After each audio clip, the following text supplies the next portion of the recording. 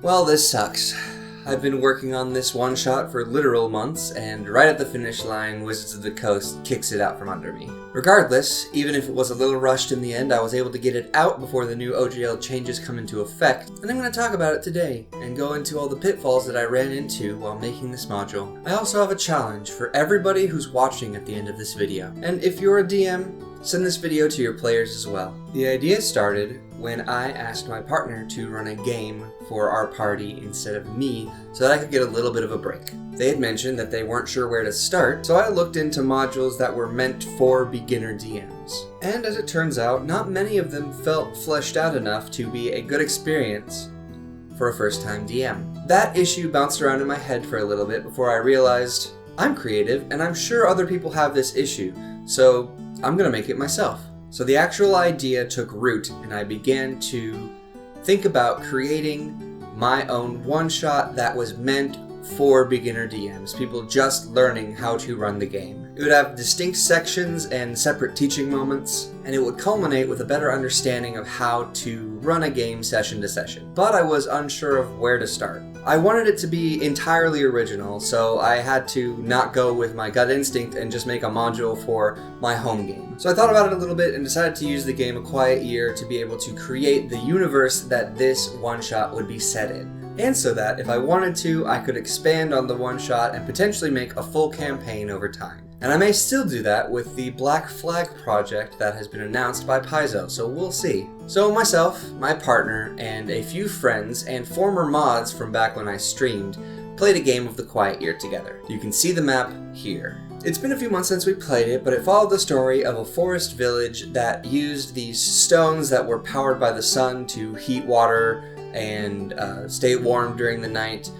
They also had some trouble with creating wheels there for a little bit.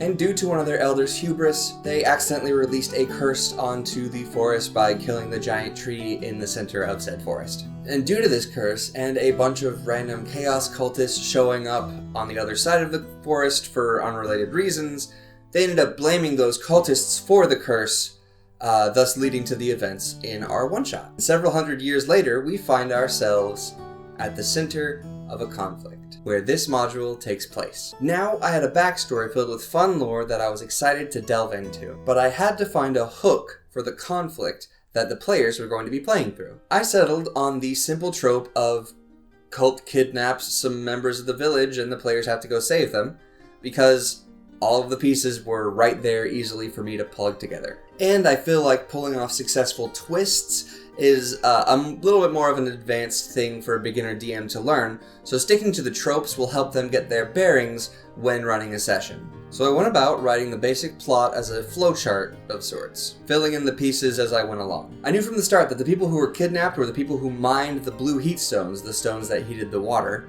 That had become sort of a commodity for the town, and that the cult was using those heat stones to summon demons. So I filled in some of the spaces near the end saying that the villagers had been kidnapped by the cultists, and that they were trying to summon demons, and then you fight them to stop the summoning of demons. But then I thought, what if they weren't a competent cult?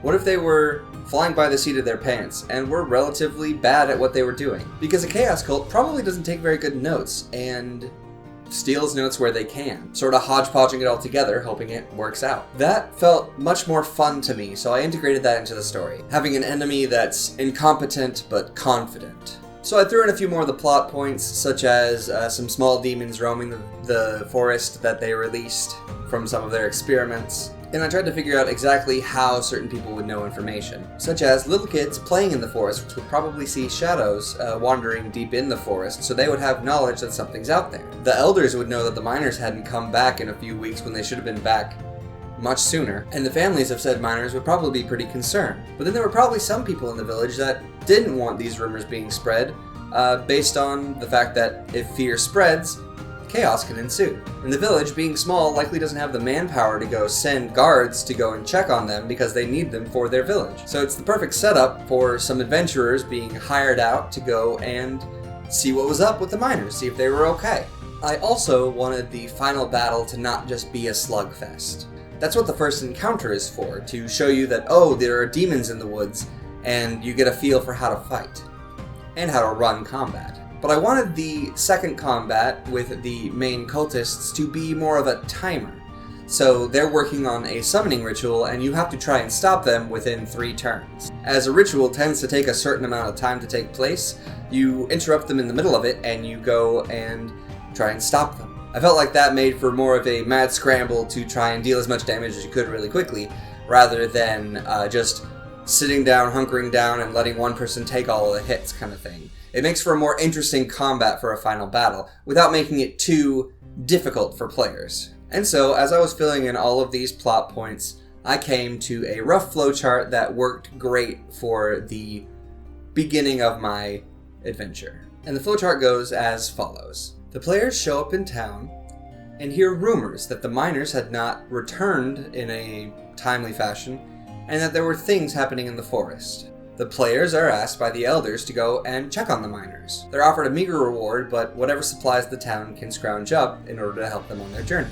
The players go into the forest and find evidence of demons, as well as fight a pack of demons. The players make it to the mine and explore a bit, learning the origins of the cult, as well as the origins of their experiments. The players ambush the cultists as they are attempting to summon a larger demon. If they fail to fully stop the cult, then a custom demon that I created will show up and fight the players.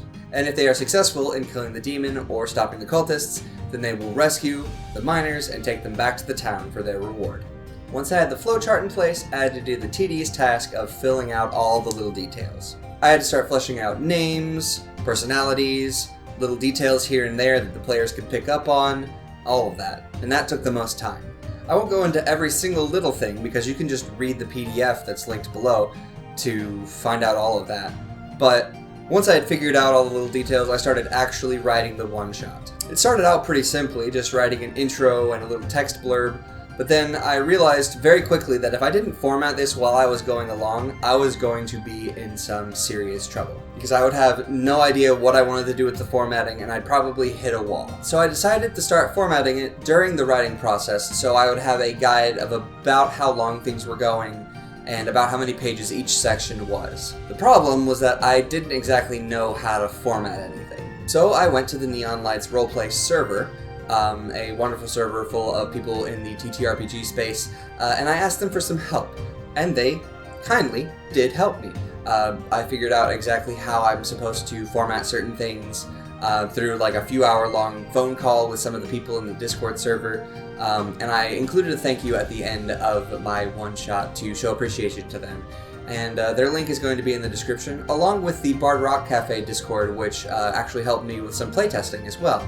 So go check both of them out. They do some wonderful shows, 100% great people. Go check them out. Throughout this endeavor, I was trying to figure out exactly how I wanted to represent combat and exploration. I know theater of the mind is something that people use often, but I've found that, especially for newer DMs, having some sort of map will really help in visualizing where enemies are and how to move them around before that you really take the leap into theater of the mind, which I find to be a little bit harder. So I went looking around and I found Forgotten Adventures, which has tons of tokens and map assets, and using their map assets and their tokens, I created 2 maps and used several of their tokens as stand-ins for several of the enemies that you would be facing in this module. So again, a big shout out to them as well for having their fan license that allows people to release things for free as long as you follow their certain rules, which I did. So go check them out as well. They have wonderful tokens. If you play online, you can make awesome maps and awesome tokens from under their stuff. And I think it's like $3 or so a month to be able to just use all of their stuff and get all their new stuff early without having to pay for it. And going from there, using the advice from the Neon Lights Roleplay server, I wrote, and then fixed, and then wrote, and then fixed, and then wrote, and then fixed until I had a completed one-shot. I was constantly tweaking what I wanted it to play like, what I wanted it to feel like, and going in and adding little details that normally a DM would already know, but since this is for new DMs, you kind of have to talk through a lot of things and get these ideas in their head beforehand so they're like, oh, that makes sense, and it sticks. And I did a lot of changing after my 2 instances of the playtesting. I did one over Thanksgiving break IRL, and that gave me a lot of insight. And I also did one over the Bard Rock cafe Discord, and that taught me a lot about running it online as well. So after each of those instances, I did a lot of changing to some of the internal mechanics and how some of the monsters worked. So in the end, I'm very proud of how it all turned out, and I feel that it really encapsulates exactly what you're expected to do as a DM in very succinct points, going from one to the next, and allowing you to really experience what it's like to run a session from beginning to end. But eventually I did get everything fully compiled and put together and had a finished product, and is purposefully more loaded at the beginning than at the end, because once you have certain information out of the way at the beginning, over time you don't have to continually add that information. So the first section is considerably longer than the second, which is longer than the third. However, this is so that you get all the information you need right up front, and then you can just continue to use that information as you go along. Section 1 is mainly about role-playing and finding information and giving information to the players. The second is about combat and learning combat, as well as learning to search environments. And the third is more of an exploration of maps and sort of feeding players information about plot without making it feel like you're just reading an exposition to them, as well as some interesting fight mechanics and boss mechanics. I'm super proud of the whole thing, and we've finally gotten to the point where I can tell you about the challenge that I have for you. If you are a player, or even just a layman who knows about D&D, and has some friends interested in it, firstly, don't get too deep into D&D, because a lot of people are switching to other systems due to the controversies going on about D&D. But it is a way to jump in. You can check out Paizo as well for their Pathfinder stuff. Anyway, if you've never run and you're nervous about running a game of some sort, I want you to run this module just once. Run it for your friends. Run it for your DM to give them a break. That's all. I guarantee you it'll be a lot more fun than you think it is. And it will be genuinely rewarding seeing your players engage with a story that you're telling them. Even if there's a total party kill, and even if something goes wrong during the story and you gotta improvise, I guarantee it will be more fun doing this than sitting on the sidelines and wishing that you could one day run it but not knowing where to start. Give yourself permission to make mistakes and then run it. And then come back and tell me how it went. I want to hear everybody's stories with this one shot, because I want to see how well I did at creating something for new DMs. Especially if you're a new DM, give me your story of how it went. Jump out of your comfort zone a little bit and enjoy yourself with your friends, because they'll forgive you if you make mistakes. They know you're new to it. And this should help minimize the mistakes that you do make. Plus, your DM will thank you. By the way, all of the original monsters and magic item are going to be under the OGL and under the new OGL that the Black Flag makes, so anybody can use them for whatever they want to use them for. That includes the Demonic Shamblers, or excuse me, Abyssal Shamblers, Demonic Poultry, the Kozavrag, and the Blue Heat Stones. If you want to use them in adventures that you write one day, absolutely go for it. And this is for publication, by the way. You can use them in whatever you want normally without having to worry about the OGL, but this is for like publication works, and they'll be able to be used in perpetuity forever. Also, I don't know if I mentioned, but the one-shot is entirely free. All the assets are free. You can go down, download it in the link in the description, and run it entirely free. Again, I'm super proud of it, and please let me know your experience with it. And that's all for today's sermon. Thank you so much for coming around and enjoying the last dredges of D&D as we see it off. Please thank the patrons that I already have, and if you like what you saw, you can go ahead and join them and tithe to my Patreon to see my videos a week early. And as always, may the algorithm bless you and keep you, and in the name of the like, subscribe, and holy bell, amen. Yeah, that could be on a throat.